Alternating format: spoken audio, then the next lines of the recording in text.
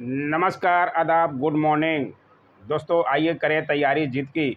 2022 में आप किसी भी कंपटीशन एग्ज़ाम की तैयारी कर रहे हों तो इन सवालों को जानना बहुत ही ज़रूरी है, बहुत बहुत ज़रूरी है, क्योंकि ये सवाल एग्ज़ाम में आपको दिखेंगे ही। ठीक है, तो पूरा वीडियो देखने की कोशिश कीजिए। सवाल कैसे हैं, बहुत बहुत इम्पोर्टेंट हैं। समझ आ जाए और इन सवालों से आपको कुछ फ़ायदा मिले तो लाइक ज़रूर कीजिएगा। Like, share, comment and subscribe ज़रूर कर सकते हैं हमारे चैनल को, ठीक है ना। आइए देखें सवाल कैसे हैं। और ये चाहे आप बीपीएससी 67 की तैयारी कर रहे हैं, डबल एओ की या किसी भी एग्ज़ाम की, सारे एग्ज़ाम में पूछे जाने की संभावना इसकी बहुत बहुत ज़्यादा है। ठीक है, तो आइए देखें, बहुत अच्छे सवाल लिए गए हैं, सब जो है खासम खास सवाल हैं ये। पहला सवाल है, केंद्र सरकार ने यूक्रेन में फंसे अपने नागरिकों को लाने के लिए अभियान का क्या नाम दिया था और क्या नाम रखा था। बहुत ही इम्पोर्टेंट सवाल है और ये सवाल बहुत तरह के एग्ज़ाम में पूछे ही जाएगा। ठीक है, तो ध्यान रखिएगा। ऑपरेशन गंगा नाम तो आपको ध्यान होगा, लेकिन बहुत लड़के ज़्यादा ध्यान नहीं देते।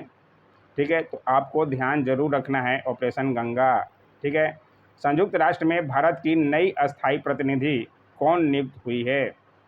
पहले कौन थे, त्रिमूर्ति थे, सबको पता है। अभी कौन नियुक्त हुई है, कोई महिला हैं। और बहुत अच्छा सवाल है, इस पर तो सवाल बहुत बार बना है बीपीएससी में खासकर। ठीक है ना, तो ध्यान रखिएगा। रुचिरा कंबोज नाम आपको ध्यान रखना है। रुचिरा कंबोज को बनाया गया है भारत की नई अस्थायी प्रतिनिधि।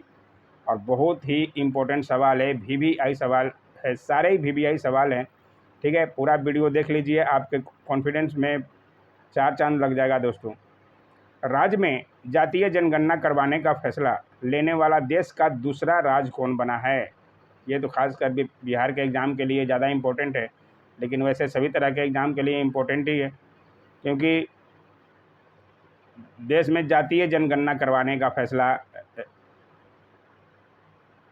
बिहार जो है दूसरा राज्य बना है। पहला राज्य कर्नाटक 2015 में करवाने की कोशिश किया था, लेकिन अभी जो है बिहार जातीय जनगणना करवाने वाला दूसरा राज्य बना है। तो इम्पोर्टेंट है खासकर बिहार के एग्ज़ामों के लिए। ठीक है, तो इसको ध्यान जरूर रखिएगा। भगत सिंह के पैतृक गांव का नाम बताएं। ध्यान से समझिएगा क्वेश्चन को, ठीक है ना। जहां पंजाब के नए मुख्यमंत्री कौन बने हैं, नाम तो आपको ध्यान ही होगा, भगवंत मान। इनका नाम आप लिख लीजिएगा कहीं अगर नहीं जानते हैं। बने हैं और शपथ लिए थे भगत सिंह के पैतृक गांव में, तो उनका गांव के नाम भी आपको बताना है। ठीक है ना, यहाँ से दो सवालों का आपको जवाब मिलेगा। पंजाब के नए मुख्यमंत्री कौन बने हैं और कहाँ शपथ लिए, तो भगत सिंह के पैतृक गांव वो कौन सा था, खटकड़ कला। ठीक है, ये भी ध्यान रखिएगा। ठीक है, आइए देखें, पंजाब में नया चुनाव हुआ तो पंजाब के नए स्पीकर भी बने हैं। विधानसभा में अध्यक्ष की चुनाव होता है, तो वो कौन बने हैं, तो वो बने हैं कुलतार सिंह संधवा। इनका नाम भी आप ज़रूर नोट करिएगा, क्योंकि सवाल इस तरह के ज़्यादा पूछे जाएंगे नए करंट अफेयर्स में। ठीक है ना। देश के नए मुख्य चुनाव आयुक्त कौन बने हैं, ये भी आपको ध्यान रखना ही पड़ेगा। देश के भारत के नए मुख्य चुनाव आयुक्त पहले थे सुशील चंद्रा, सब लोग जानते होंगे शायद। अभी कौन बने हैं, राजीव कुमार। ठीक है ना, तो इनका नाम भी ध्यान रखिएगा, बहुत ये भी नामी आदमी थे। ठीक है, इनके बारे में और भी क्वेश्चन आएगा। केंद्र सरकार ने नया विदेश सचिव किसे नियुक्त किया है। नया विदेश सचिव नियुक्त किया गया है केंद्र सरकार द्वारा। और ये भी खासम खास सवाल है, बहुत ही इम्पोर्टेंट सवाल है। इनका नाम है विनय मोहन क्वात्रा। ठीक है, तो इनका नाम भी आप ज़रूर से ज़रूर नोट करें। सारे ही इम्पोर्टेंट सवाल हैं और आपको एग्ज़ाम में दिखेगा ही। संघ लोक सेवा आयोग यानी कि UPSC, union public service commission के नए चेयरमैन कौन बने हैं। क्या ये इम्पोर्टेंट सवाल नहीं है, बताइए आप खुद ही। यूपीएससी के नए चेयरमैन कौन बने हैं, पहले कौन थे, प्रदीप कुमार जी, और अभी कौन बने हैं, डॉक्टर मनोज सोनी जी।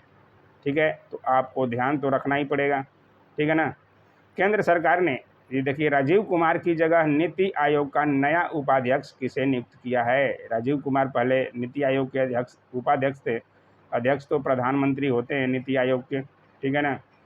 उपाध्यक्ष नियुक्त किया गया है तो सुमन के बेरी जी को। पहले कौन थे? राजीव कुमार, ये भी ध्यान रखना है। और राजीव कुमार अभी क्या बने हैं, ऊपर ही हमने बताया। देश की पहली हाइड्रोजन फ्यूल सेल कार का क्या नाम है? मिराई, ये भी ध्यान रखिएगा, ठीक है। हाइड्रोजन फ्यूल सेल कार का क्या नाम है? मिराई। उससे नितिन गडकरी जी, जो सड़क परिवहन मंत्री हैं, संसद पहुँचे, ठीक है। इसे किस कंपनी ने बनाया? इस लाइन में ही कितने सवाल हो गए आपको, ठीक है। नाम आपको ध्यान जरूर रखना है, मिराई का। हाइड्रोजन फ्यूल सेल कार है पहला, उसका नाम है मिराई। तो नितिन गडकरी जी संसद पहुँचे, कौन सी कंपनी ने इसे बनाया है? तो ये बनाने वाली है टोयोटा, ठीक है। ध्यान से समझिएगा और ज़रूर से ज़रूर नोट कीजिएगा। इस सारे ही आपको सवाल एग्ज़ाम में देखने को मिलेगा ही। पीएम मोदी ने गुरु तेज बहादुर के 400वें प्रकाश वर्ष पर किस किले में समारोह के दौरान स्मारक सिक्का जारी किया? 400वें प्रकाश वर्ष किसका मनाया गया था? गुरु तेज बहादुर के, ठीक है। ये भी ध्यान रखिएगा। और कहाँ पे हुआ, और वहाँ उनके नाम पर सिक्का भी जारी किया गया। तो ये प्रोग्राम हुआ था लाल किले में, ठीक है। तो ये ध्यान जरूर रखिएगा, लाल किला। मोदी जी द्वारा किस राज्य सरकार ने पहली बार एमबीबीएस की पढ़ाई हिंदी में करवाने का फैसला किया है? एमबीबीएस की पढ़ाई पहले अधिकतर इंग्लिश में ही होती थी, लेकिन पहली बार किसी राज्य सरकार ने उसको हिंदी में करने का फैसला करवाया है। तो ये कौन सा है राज्य सरकार? तो ये है मध्य प्रदेश, ठीक है। मध्य प्रदेश के मुख्यमंत्री शिवराज सिंह चौहान। तो ये भी ध्यान रखिएगा, उनका भी नाम। भारत ने किस अरब देश में आईआईटी यानी कि भारतीय प्रौद्योगिकी संस्थान खोलने का फैसला किया है? कितना इम्पोर्टेंट सवाल है।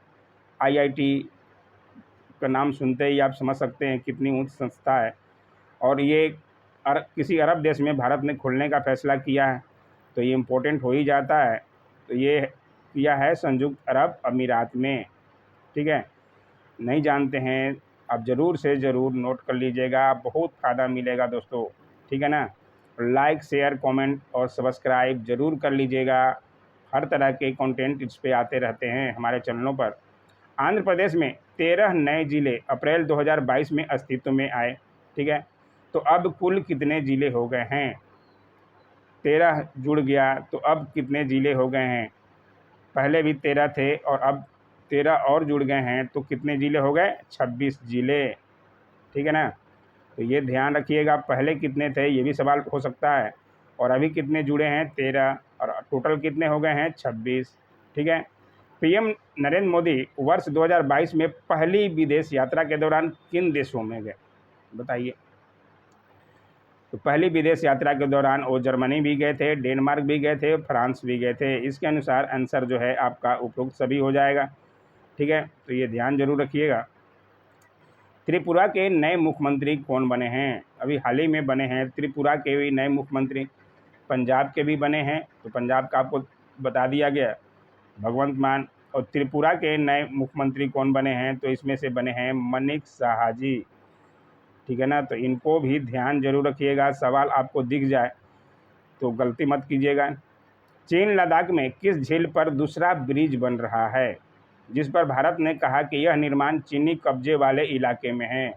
पहले कहा था कि ये भारत के इलाके में है और चीन गलत कर रहा है, लेकिन भारत ने देखा, समझा और जाना, और उसके बाद कहा कि ये चीनी कब्जे वाले इलाके में है, ठीक है, जिस पर चीन कब्जा किए हुए है तिब्बत में। तो ये किस झील पर बन रहा है? तो ये है पेंगोंग त्सो झील, ठीक है ना। इसका नाम जरूर ध्यान रखिएगा, बहुत ही खास सवाल है, क्योंकि ये LAC line of actual control Bharat और चीन के बीच की सीमा रेखा के बीच में है, तो बहुत इंपॉर्टेंट सवाल हो जाता है। सुप्रीम कोर्ट ने राजद्रोह कानून यानी कि IPC की धारा 124A पर रोक लगा दी, ठीक है। ये जरूर ध्यान रखिएगा, कौन सी धारा है? IPC की धारा 124A पर रोक लगा दी। अंग्रेजों ने यह कानून कब लागू किया था? आईपीसी की धारा 124 ए कब लागू किया था? तो ये लागू किया था वर्ष 1870 में, जिसको कि सुप्रीम कोर्ट ने राजद्रोह कानून जो था उसको, ये अंग्रेज़ों के एक कानून को रोक लगा दिया है सुप्रीम कोर्ट ने। तो ये ज़रूर ध्यान रखिएगा किस धारा को और कब लागू किया गया था, 1870 ईस्वी में। सिक्किम ने किस प्रजाति यानी कि स्पेसीज की तितली को राजकीय तितली का दर्जा दिया? कितना इम्पोर्टेंट सवाल है। तो ये दिया है ब्लू ड्यूक को, ठीक है। तो ये भी ध्यान रखिएगा, तितली है और इसको राजकीय तितली का दर्जा दिया गया है किसके द्वारा? सिक्किम द्वारा, ठीक है। तो इसका नाम जरूर ध्यान रखिएगा। और किस राज्य ने किया है? तो सिक्किम ने। देश का सबसे बड़ा स्वर्ण भंडार, ये देखिए बिहार के एग्जाम के लिए बहुत ही इम्पोर्टेंट है, ठीक है।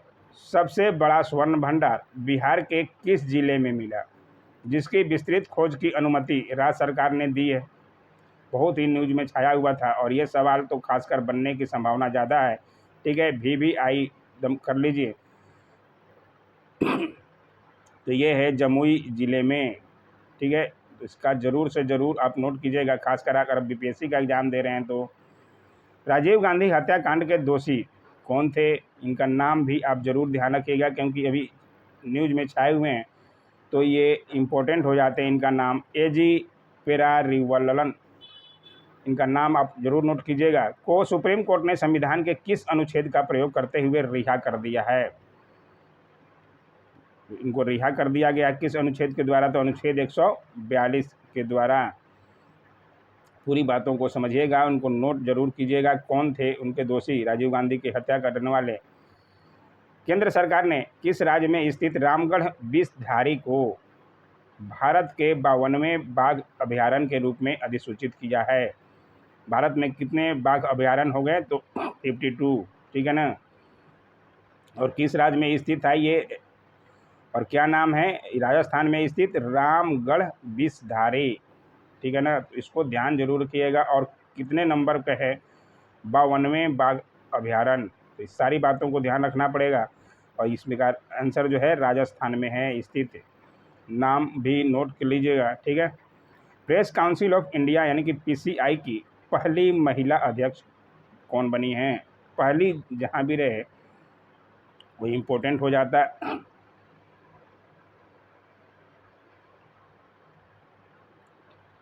तो ये बनी हैं रंजना प्रकाश देसाई जी, ठीक है। इनका नाम भी ध्यान रखिएगा, पहली बार बनी है कोई महिला प्रेस काउंसिल ऑफ इंडिया, ठीक है। भारत ने पहला राज्य का नाम बताए, भारत के पहले राज्य का नाम बताएं जो पूरी तरह से LPG सक्षम और धुआं मुक्त हुआ। LPG से सक्षम हुआ पूरी तरह से और धुआं मुक्त हुआ।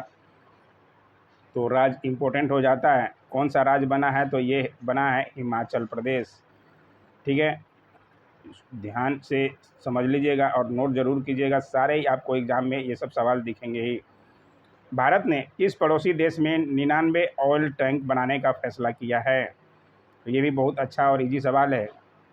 ऑयल टैंक बनाने का फैसला किया है श्रीलंका में। श्रीलंका में देख रहे हैं तेल की मारामारी हो रही है और वहाँ सरकार का भी उठापटक हो रहा है, ठीक है, क्योंकि वहाँ पे दंगाई कर रहे हैं सब। तो समझ सकते हैं ये श्रीलंका में किया गया है, ठीक है। तो ये 25 सवाल थे, सारे ही इम्पोर्टेंट है और सारे सवाल जो है एग्ज़ाम में आने वाले हैं। तो कैसी रहे सवाल ज़रूर कमेंट किया कीजिए। इस तरह के सवाल के लिए आप चैनल को सब्सक्राइब ज़रूर कीजिए। लाइक शेयर कमेंट सब्सक्राइब नहीं करना मत भूलिए दोस्तों, बहुत ही फ़ायदा मिलने वाला है इस चैनल पे। Thanks for watching my YouTube channel.